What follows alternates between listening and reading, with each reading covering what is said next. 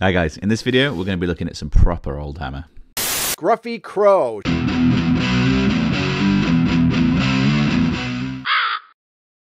So I got sent these as some payment for some custom 3D work I was doing for a friend of mine called Ram. Very generously sent me 4 of them. These are the oldest Chaos Hounds that I'm probably going to have in this project. I don't know if there are any older than this that even exist. Oh, edit. So there are earlier Hounds, that's these ones here. I also don't have any of these skinny little ones here. But I might keep my eye out for some. I believe originally you'd have, these guys came with 2 of them and then like a Chaos Warrior guy with a whip as a sort of set.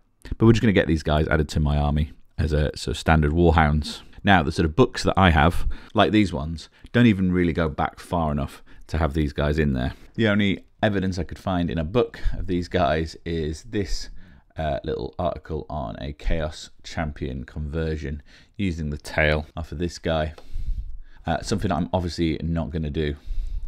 So these are Oldhammer, and I might have to do a little bit of research. In fact, it might tell me on the tabs.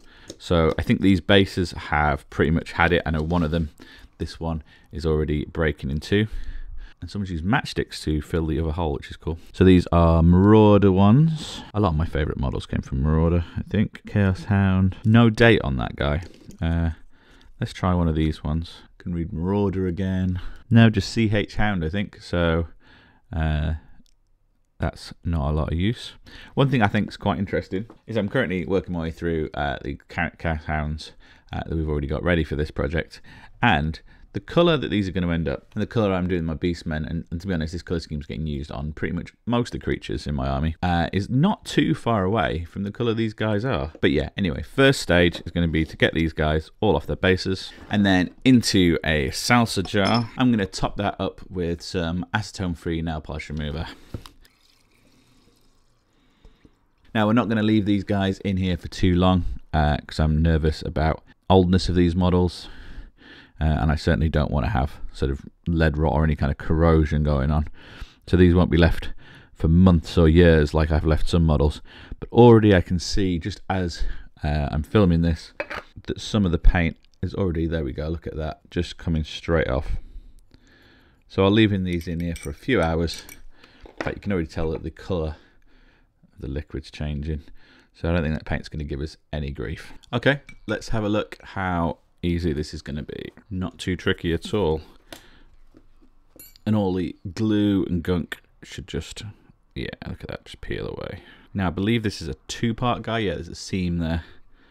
So this should just, okay, and here they are all stripped down. I think we've got pretty much all the glue, but I'm just making sure that all these sockets are all glue free. I've noticed a few of them have these support sort of bar things, but I think this is fairly good metal, and I think they should be safe enough just stood on the one leg. So I think we're probably going to remove those. Worries me cutting into old models sometimes. So next up, we're going to pop these back together. As for the bases, they've been soaking in some water for a few hours. Doesn't seem to have done much.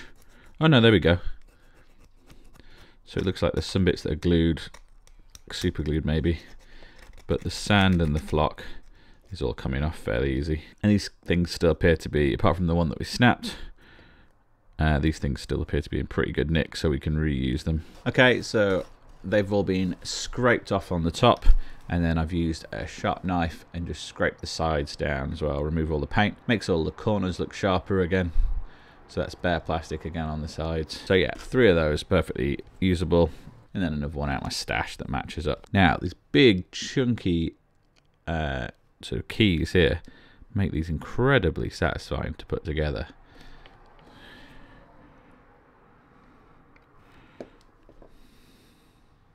And with the dab of glue in there, I don't think that's ever going to be a problem without ever coming apart. Same with this one. Nice chunky bit there. And the joint's so good under there that I don't think that's going to need filling, really. This one's not quite fitting so nicely, so we're going to see if we can chisel out some more of the glue from inside here. That's probably what's stopping it. There we go. That's a lovely fit. I'm not necessarily ready to glue these to the bases yet either. I'm going to run around, clean up any mold lines I can spot, though they seem to be pretty good for that. Also, if there's any paint stuck in these gaps, you can use a cocktail stick, no damage to the model. And because this paint's kind of a bit flaky now, that will come away if we work it. And I think it's worth trying to clear up a model to this standard when it's a model this old and this as rare as these. So there's also bits like that little chunk there that need to come off. So we'll get those all neatened up. Okay, I've been looking at the old pictures and none of them have these anymore. So these models probably stand up by themselves. So we're going to do it. We're going to cut these vents off. Being as gentle as I can with the snips. This is quite soft metal though, so I just want to make sure that we don't remove anything that is like part of the detail. This one's better because the thing grows out of his foot, whereas this one comes out the top here and the back here. The back one I'm not too worried about. Okay, there they are, free of their supports. I think those legs, I mean, I'm giving that a bit of thing now. They're sturdy enough models. Oh, and they look better already, I think, to my eyes. Freer. So this was the biggest gap. We just stuck some green stuff in there. Up in the top here, we're just gonna match that texture. And then down here, make sure we've got plenty to fill the gap. And then it kind of disappears under his arm there. Then take my rubber tool and then just make sure that is perfectly smooth. Did exactly the same with this sculpt, just around the bottom of the leg there. There's a tiny gap on the front there and then between the heads. So we'll repeat that again. And then I'm just going to use the tip of the sculpting tool just to try and match it in with the existing texture. Cool. And now those lines should be pretty much invisible once we've got some spray on. So next up we just need to stick them down to their bases. And actually for the base, the other base we have, I do have some matchsticks. I'd usually use tape to cover holes like this, but something in me quite likes matching the way it was done before. Now some PVA, a little sprinkle of gravel, and a trip to the beach. Okay, so these guys are going to get a similar paint job to the Beastman I'm working on. So, first up, Mornfang. Added some sandy dust as well, and now they're going to get a Earthshade wash. Then we've got some Scrag Brown and a bit of Sile Brown to darken the fur. And that's the Deathclaw Brown. We've also highlighted up some of the spikes and what have you. I'm going to try a little bit of this violet wash on the scorpion tails, I think. Yeah, I like that as a little bit of a variation. There's actually a couple of layers of purple on the end there. And then I've sort of faded it through a bit, which I quite like. So I'm just going to finish off any of the little details I spot and dry brush the bases.